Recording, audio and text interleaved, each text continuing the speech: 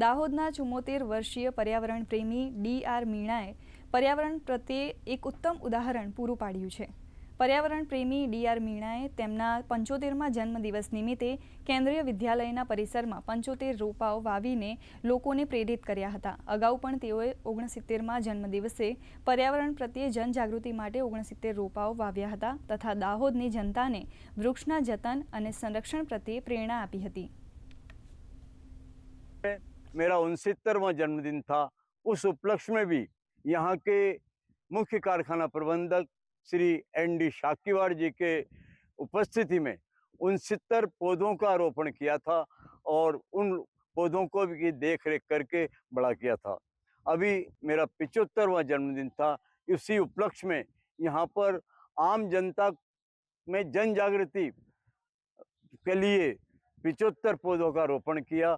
इसके अंदर सभी ने बहुत ही अच्छा सहयोग दिया।